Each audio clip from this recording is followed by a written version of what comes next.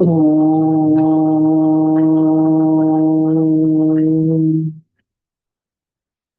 శాంతి.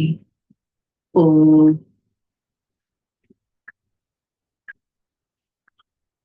శాంతి. ఓం శాంతి. ఓం శాంతి. నేను ఆత్మ స్వచ్ఛమైన పవిత్రమైన బుద్ధి కలవారని,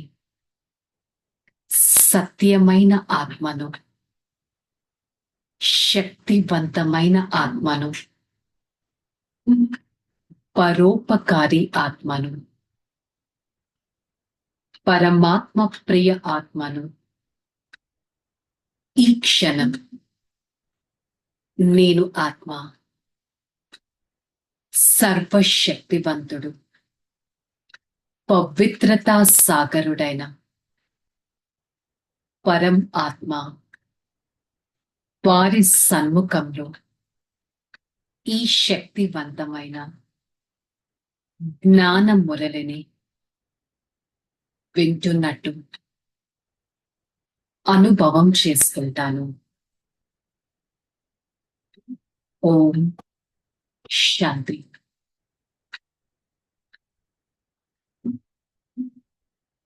ओम शांति। मुरली डेट 8-10-2024।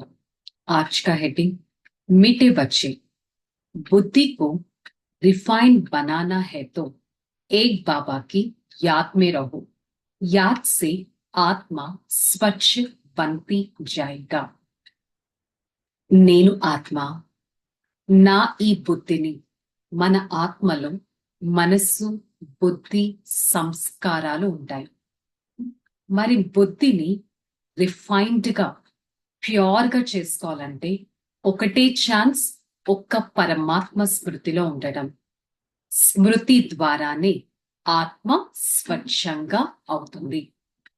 స్మృతి ద్వారానే ఆత్మ శక్తివంతంగా అవుతుంది. స్మృతి ద్వారానే ఆత్మ ప్యూర్ గా అవుతుంది.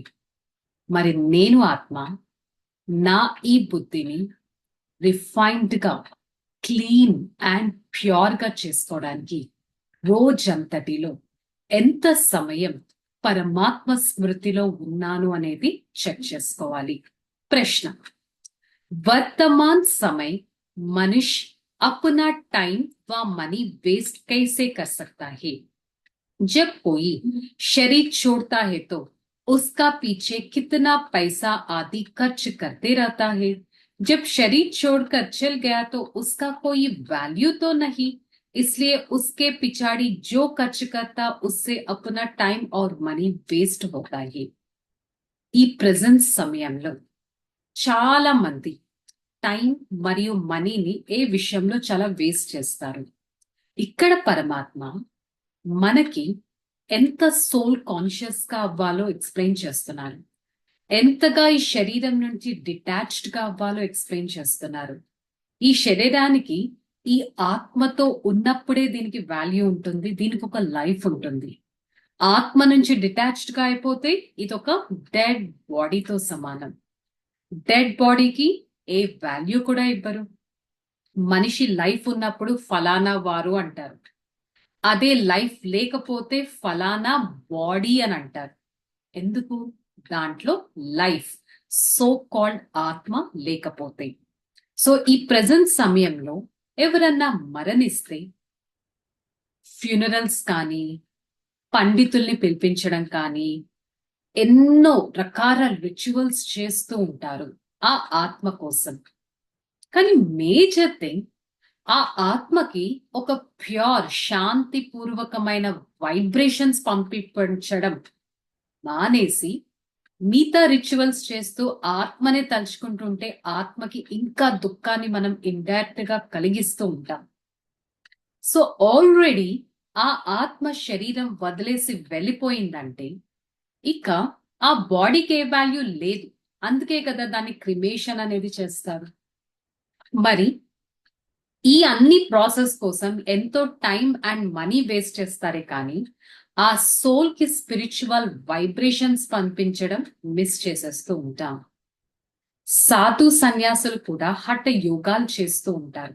అంటారు, ఎలాంటి రకమైన యోగాలు చేస్తే ఆత్మకి వైబ్రేషన్స్ వెళ్తూ ఉంటాయి అని అంటారు. కాకపోతే వారు సైలెన్స్ లో ఉండడానికి ఎంతో ట్రై చేస్తూ ఉంటారు. వారి బుద్ధి కూడా డిస్టర్బ్ అయిపోతూ ఉంటుంది.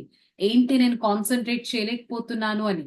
కానీ వారు ఎంత సైలెన్స్ మెయింటైన్ చేసినా యాక్చువల్ స్పిరిచువల్ పీస్ అనేది వారు ఎక్స్పీరియన్స్ చేయరు. ఎందుకంటే ఆ స్పిరిచువల్ పీస్, ఆత్మిక శాంతి ఎలా లభిస్తుందో పరిచయమే లేకపోతే ఇంకా శాంతిని ఎక్స్పీరియన్స్ ఎలా చేస్తారు?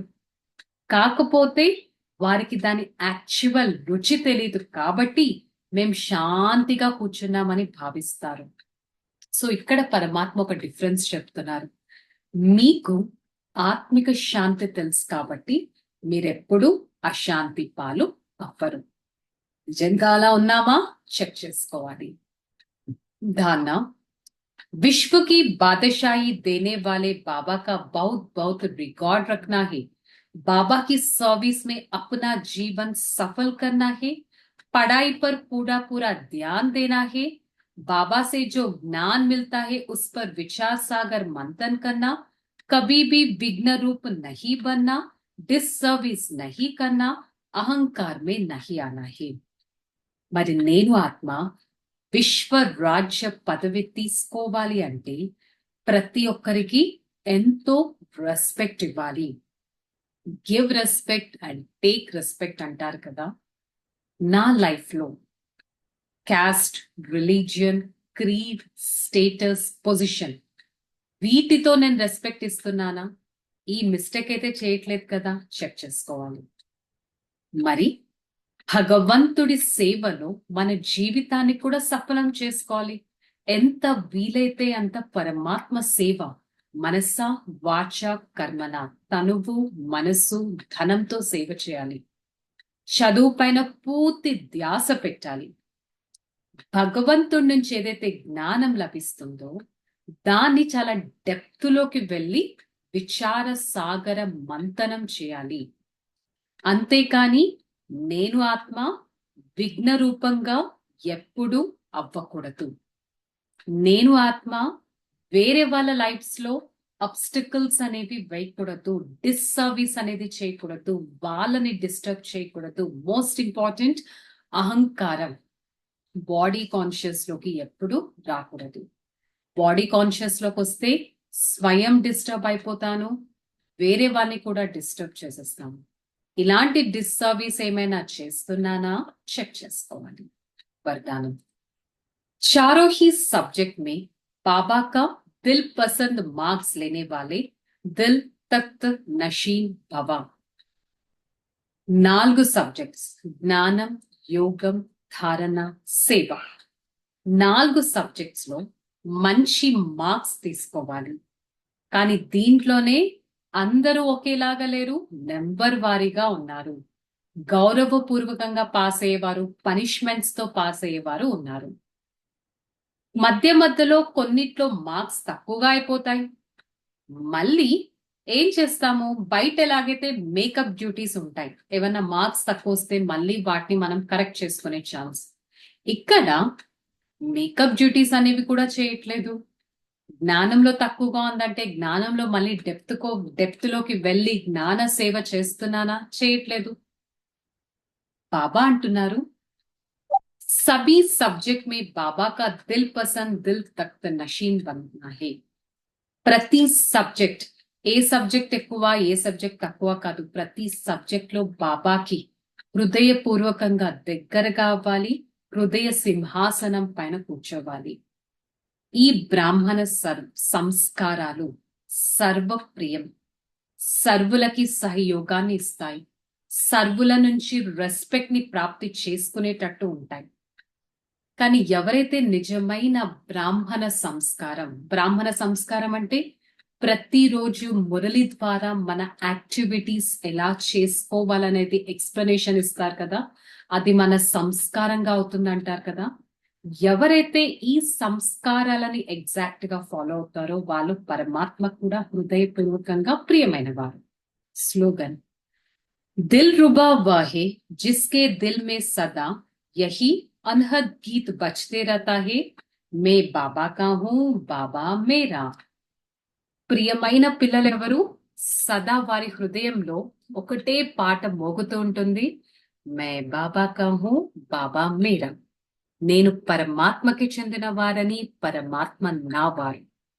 అసలు రోజంతా నా ఫ్యామిలీ, నా రెస్పాన్సిబిలిటీస్, నా కలీగ్, నా ఫ్రెండ్స్ అని బాడీ యొక్క కనెక్షన్ తో ఎలా అయితే చేస్తున్నామో, సోల్ టు సోల్ కనెక్షన్ నా పరమాత్మ, నా తండ్రి, నా భగవంతుడు, నా ప్రియమైన వారు, నా టీచర్, నా సద్గురువు, నా వెల్ విషర్, ఈ విధంగా పరమాత్మని నేను ఎంతగా ఓన్ చేసుకుంటున్నాను అనేది చెక్ చేసుకోవాలి.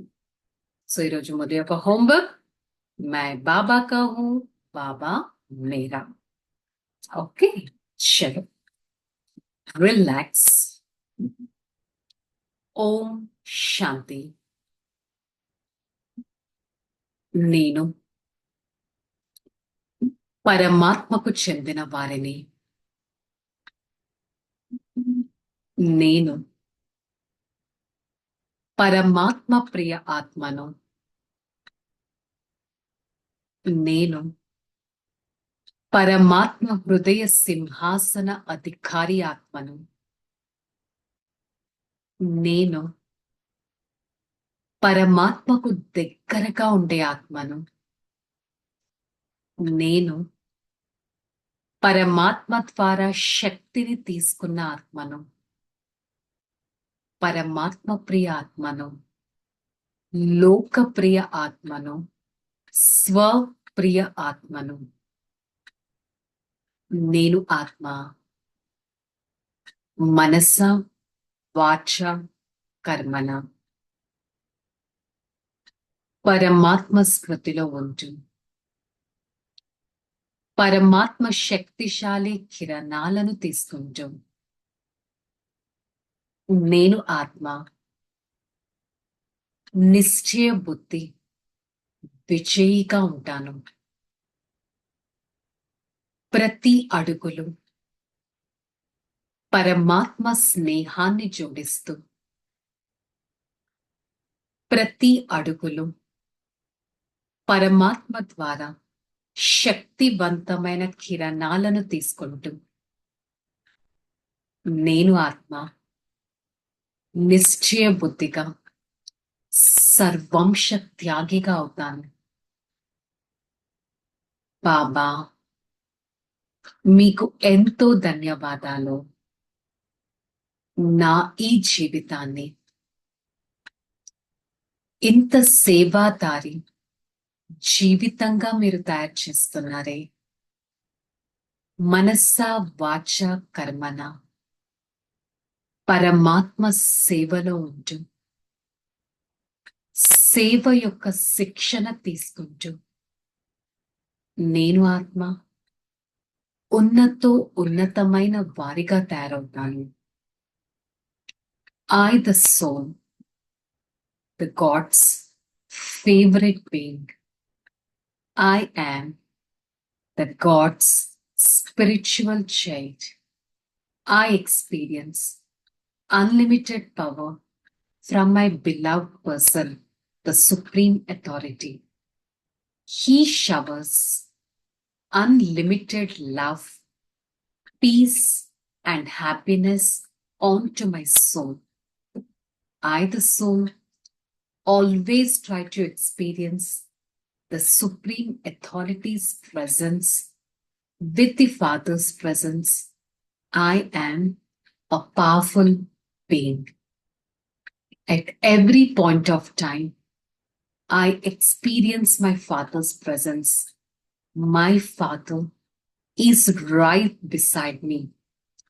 I belongs to Him and He belongs to me. I always experience the love of the Supreme Father and receive blessings at every step of my life. Hey, Father, thank you so much for showing me a path to become a loving child for the Supreme Father. I always try to experience the God's path through the instrument of Murali. I try to imbibe the knowledge of Murali and make others to be experienced from my life. Hey, Father, thank you so much for showing me the path to experience the Supreme Father, and the path to make everyone connected towards my Father. I always try to experience the Father's path and be a spiritual personality. Om Shanti, Shanti, Shanti. I, the soul, experience the unlimited power from the Supreme Father. Spread that power to every part of this body and be a divine and a spiritual being. Om Shanti.